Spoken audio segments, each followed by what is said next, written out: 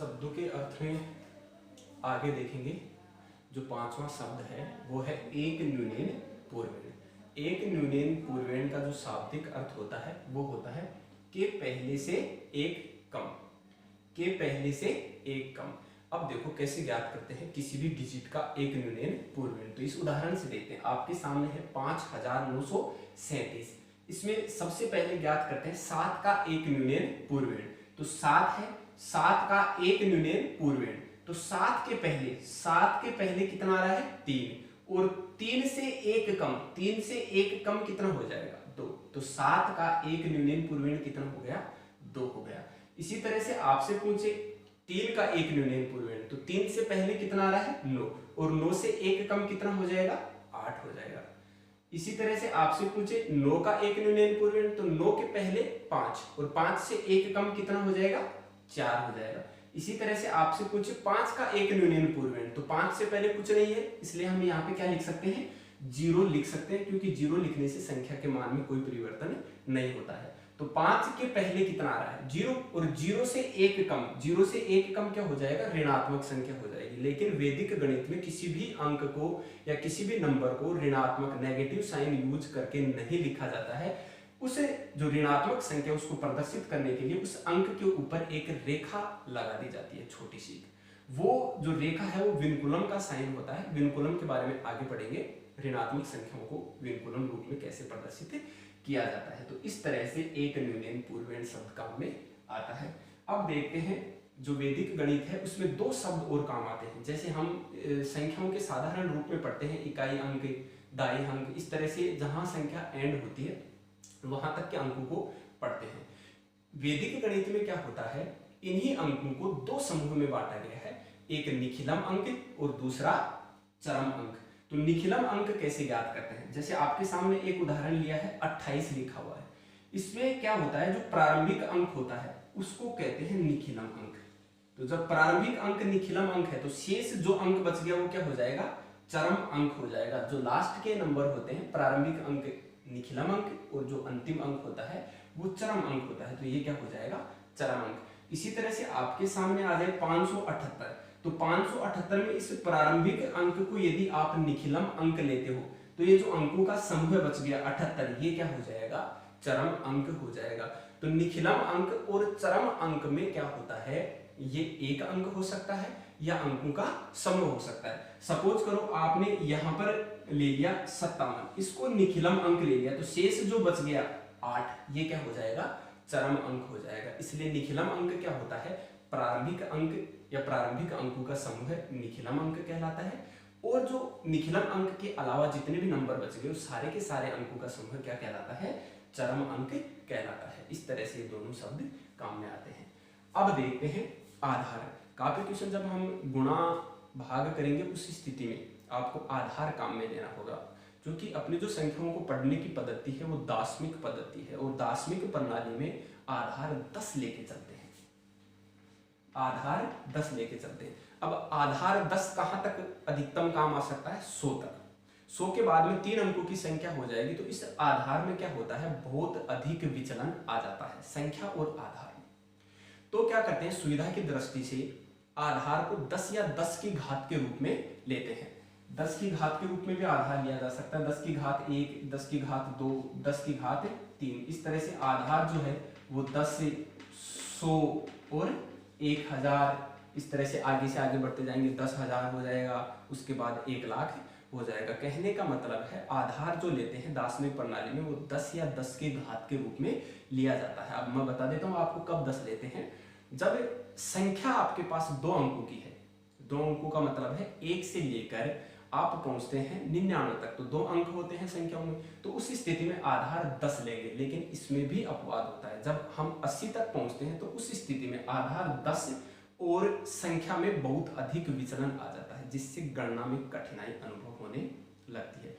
तो हम क्या करते हैं सुविधा की दृष्टि से जैसे ही संख्या 100 के नजदीक पहुंचती है तो उस स्थिति में आधार कितना ले लेते हैं 100 ले लेते हैं। ऐसे 3 अंकों की संख्या है तो आधार कितना लेंगे 100 लेंगे, लेकिन जैसे ही ये 1000 के नजदीक पहुंचेगी तो गणना में सुविधा हो उस दृष्टि से क्या करेंगे आधार कितना ले लेंगे 1000 ले लेंगे। ऐसे 4 अंकों की संख्या होगी तो आधार 1000 काम करेगा, 5 अंकों की संख्या होगी तो आधार 10,000 काम करेगा। तो इस तरह से हम क्या ज्ञात करते हैं, आधार ज्ञात करते हैं। इसको इंग्लिश में बेस कहते हैं।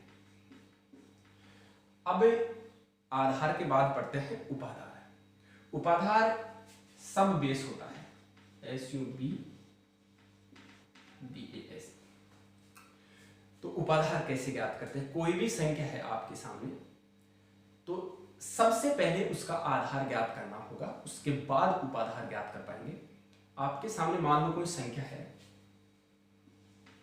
32, तो इसके लिए आधार कितना हो जाएगा, 2 अंक की संख्या है तो आधार हो गया 10।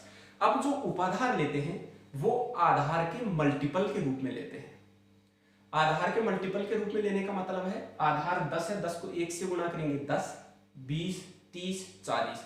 इस तरह से जो आपको दी गई संख्या है 32, इसका उपाधार ज्ञात करना है तो ये 10 के गुणज में कौन सा गुणज ऐसा है जिसके ज्यादा नजदीक स्थित है। तो 30 है तो इस संख्या 32 का जो उपाधार है वो कितना हो जाएगा, सब बेस कितना हो जाएगा, 30 हो जाएगा। इसी तरह से आपके सामने कोई संख्या आ जाए 112, तो इसके लिए बेस कितना लेके चलेंगे, 3 अंकों की संख्या है तो 100 लेंगे।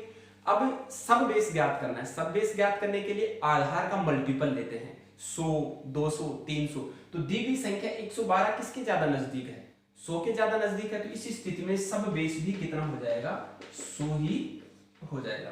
तो इस तरह से जब भी आपको आधार ज्ञात करना हो, उपाधार ज्ञात करना हो, तो आधार आपके फिक्स हैं 10 या 10 की घात के रूप में होंगे, उपाधार आधार के आधार पर ही निकाला जाता है। सबसे पहले आधार डिसाइड करेंगे, आधार डिसाइड करने के बाद आधार के मल्टीपल में दी गई संख्या के ज्यादा नजदीक जो मल्टीपल स्थित होगा, जो गुणक ज्यादा नजदीक होगा, वो क्या होगा, उपाधार होगा।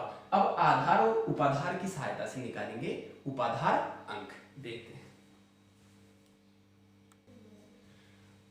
अब देखेंगे उपाधार अंक। उपाधार अंक कैसे निकाला जाता है, तो जो सब बेस डिजिट होता है उसको निकालने के लिए आपको सब बेस भी चाहिए और बेस भी चाहिए। सब बेस डिजिट बराबर होता है सब बेस बटे बेस, मतलब उपाधार अंक निकालने के लिए उपाधार में किसका भाग दिया जाता है, बेस का भाग दिया जाता है, आधार का भाग दिया जाता है। तो देखो उदाहरण से समझते हैं, आपके सामने एक संख्या है 38, तो 38 2 अंकों की संख्या है, इसके लिए बेस कितना हो जाएगा, 10 हो जाएगा। अब आपको ज्ञात करना है उपाधार, सब बेस ज्ञात करना है। तो सब बेस क्या होता है, आधार का मल्टीपल जो दी गई संख्या के ज्यादा नजदीक हो। तो 10, 20, 30, 40, 50, तो बताओ इसमें से कौन सा दी गई संख्या के ज्यादा नजदीक स्थित है, 40। तो इसका उपाधार क्या हो गया, 40 हो गया। अब आपको ज्ञात करना है उपाधार अंक। तो उपाधार अंक कैसे ज्ञात करते हैं, उपाधार में भाग देंगे आधार का, तो आपके पास आ जाएगा सब बेस डिजिट 40 बटे 10 बराबर कितना हो गया, 4। तो उपाधार अंक ज्ञात करने का तरीका होता है ये। इसी तरह से एक और उदाहरण देखते हैं। आपके सामने मान लो संख्या आ गई 238। अब आपको क्या ज्ञात करना है, सबसे पहले बेस 238 है, 3 अंक की संख्या है तो बेस कितना हो जाएगा, 100 हो जाएगा। अब आपको ज्ञात करना है सब बेस, सब बेस कितना हो जाएगा, दी गई संख्या 100 के मल्टीपल में जो दी गई संख्या के नजदीक हो, तो 100, 200, 300, तो 238 किसके ज्यादा नजदीक स्थित है, 200 के।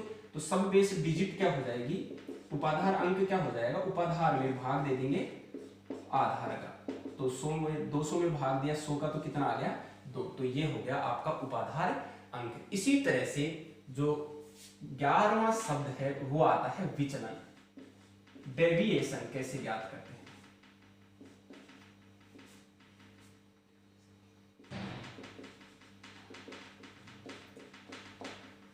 किसी भी संख्या का विचलन ज्ञात करना हो तो भी आपको सबसे पहले उस दी गई संख्या का आधार या उपाधार ज्ञात करना होता है।